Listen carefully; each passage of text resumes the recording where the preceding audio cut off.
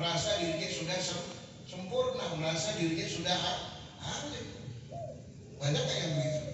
Oh, saya sudah haji, nggak perlu ngaji lagi. Ya. Tidak menjadikan seseorang itu berilmu dengan cara berangkat haji, tidak. Kalau ilmu itu harus didapat dengan belajar. Sama dengan umrah. Bagaimana hukumnya umrah? Ikhtalafa ulama fil umrati. Ulama-ulama berbeda pandangan, berbeda pendapat tentang umrah. Wakila ada yang mengatakan wajibun, wajibatun umrah itu wajib. Wakila ada yang mengatakan sunnatun muakkadah.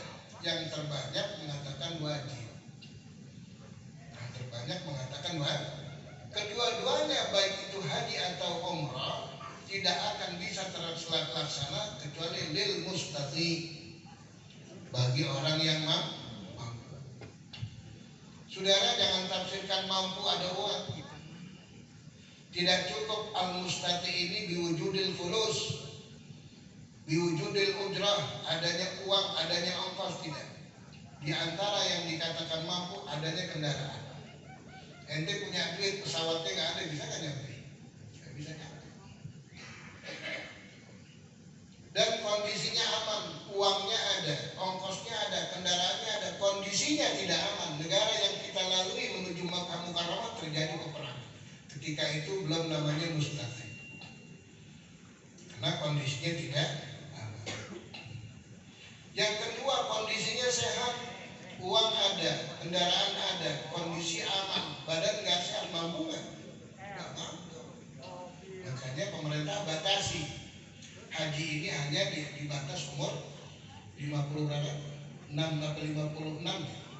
65. Jadi yang dimaksud mustafid itu bukan hanya sekedar ojek ongkos, bukan hanya sekedar ada kendaraannya, bukan hanya sekedar ada sehatnya. Yang terpenting yang dikatakan mampu, walahu ilmul manasik, dia itu ngerti ilmu manasik. Berangkat haji nggak belajar manasik percuma, berangkat umroh nggak belajar manasik percuma. Mendingan tuh duit dikasih anak yatim, mendingan tuh duit dikasih orang-orang fakir. Kenapa? Tidak akan sempurna haji seseorang yang tanpa belajar manasik. Tidak akan sempurna umrah seseorang yang tanpa belajar manasik. Gak bisa. Saya teringat hadis Nabi SAW. Sayati zamanun 'alan nas, akan datang satu masa pada manusia akan terjadi. Yahujju dinahum lin nusha, berangkat haji orang-orang yang kaya, orang yang berduit, bukan semata-mata untuk ibadah, tapi linusha, untuk persiran.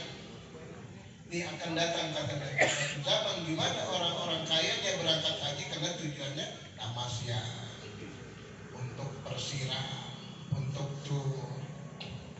Wa awsatuhum litijarah, dan kalangan menengahnya untuk usaha, bukan dia berangkat ke sana ibadah haji tapi cari duit. Wa fuqarahum lil masalah, dan orang-orang fakirnya untuk nagih minta. Datang ke sana bawa proposal, mau pembangunan masjid, mau pembangunan yayasan, mau pembangunan majelis yatim piatu dan sebagainya. Wa ulamahum lirriya, dan ulama-ulama yang berangkat haji karena ingin pamer. Saya berapa kali berangkat haji, begitu dia.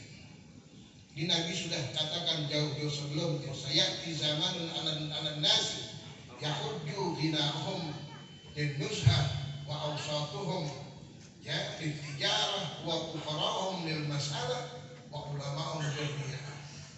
Kita jangan sampai seperti ini.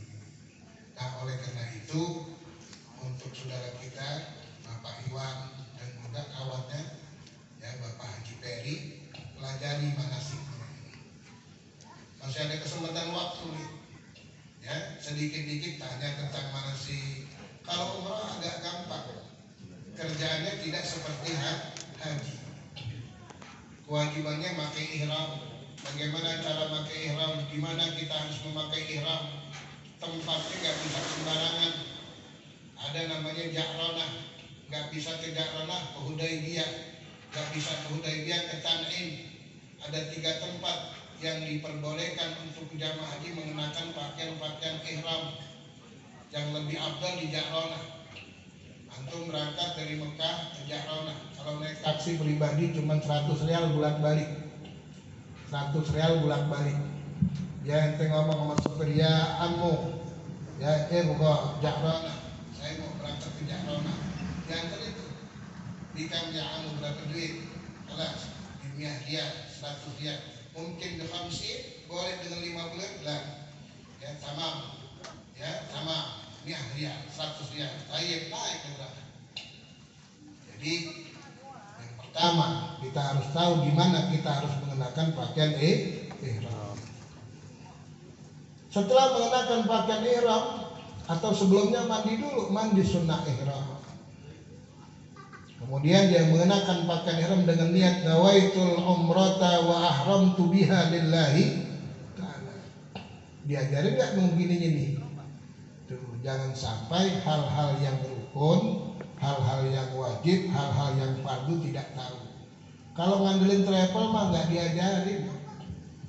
nggak lengkap ya, karena kita jauh-jauh sebelumnya harus belajar manasik, belajar yang inti-intinya saja. Mengenai bacaan-bacaan yang sunnah kalau sudah mepet, kita bawa buku, nanti bukunya ada di tempat saya ya, bukunya lengkap di tempat saya, lebih mudah, tulisannya juga lebih besar. Kalau kiranya perlu boleh.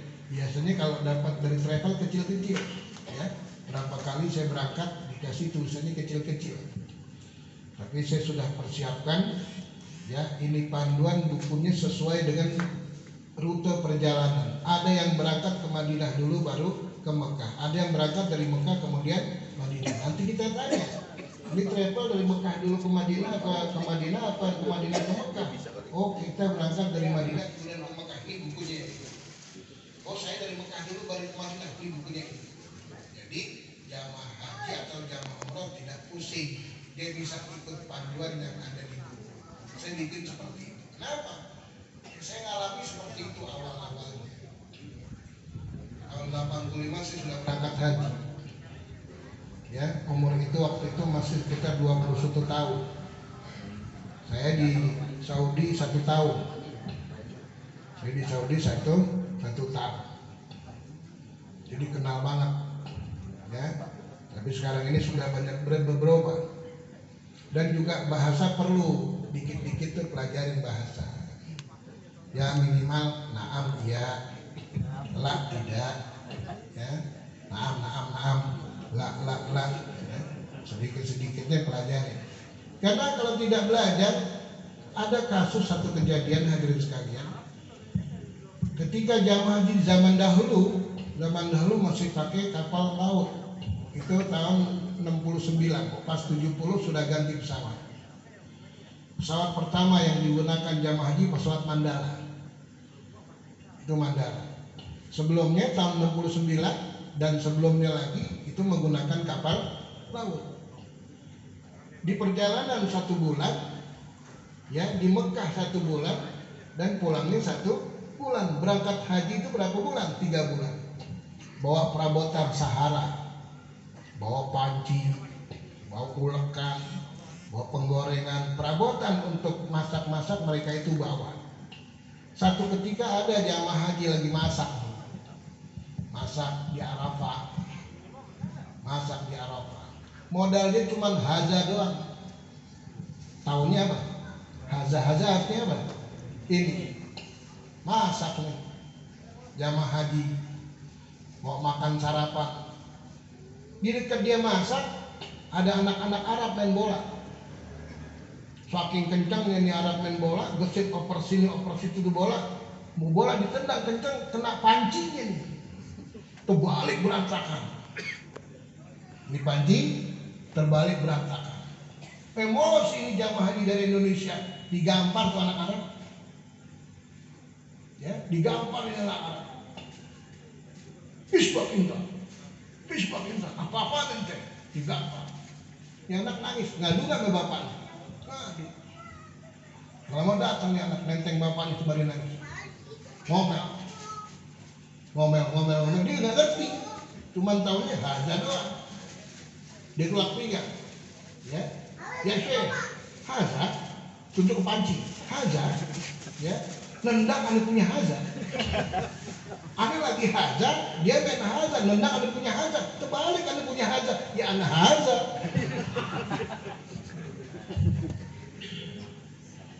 Ini haza, nendang ane punya haza, pula ane punya haza terbalik, ya ane haza. Orang-orang kemarin jadi mesem, ya Majnun, ya Maghrub, gila dia orang ini.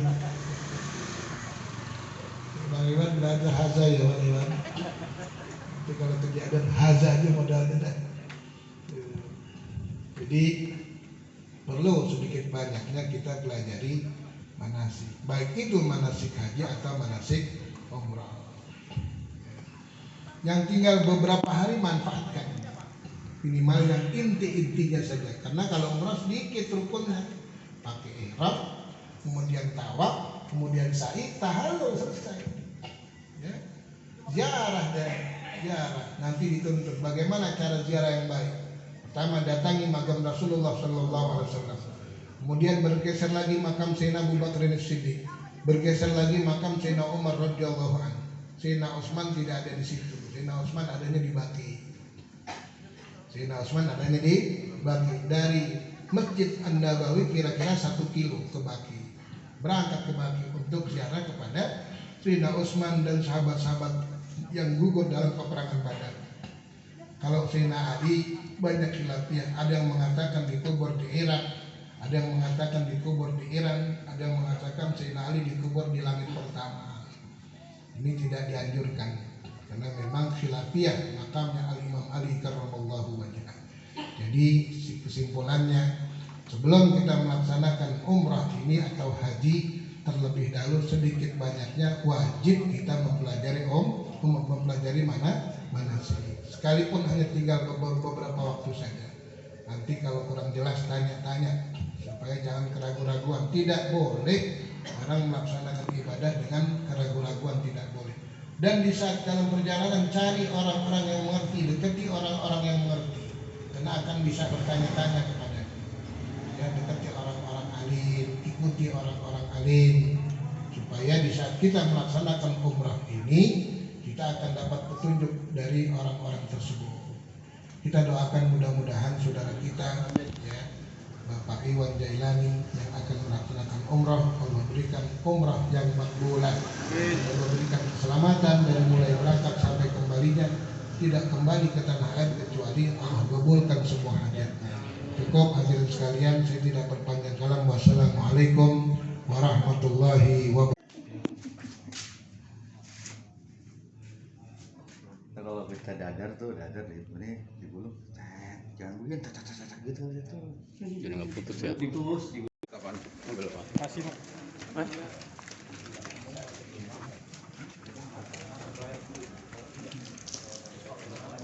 Kilo ban.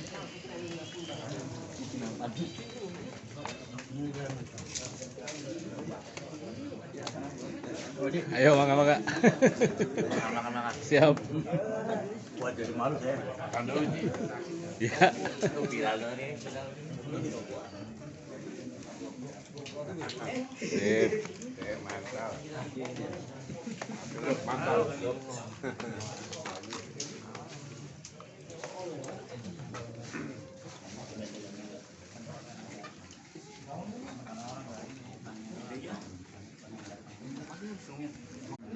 Ini Pak mau kita di situ, ibaratnya di situ. Iya. Kalau kita ini itu bisa kasih yang kayak ini begini, alet, bisa dipanggil aja. Jadi beratnya kan atau yang di dalamnya itu untuk majelisnya. Oh gitu. Oh jadi semua di luar.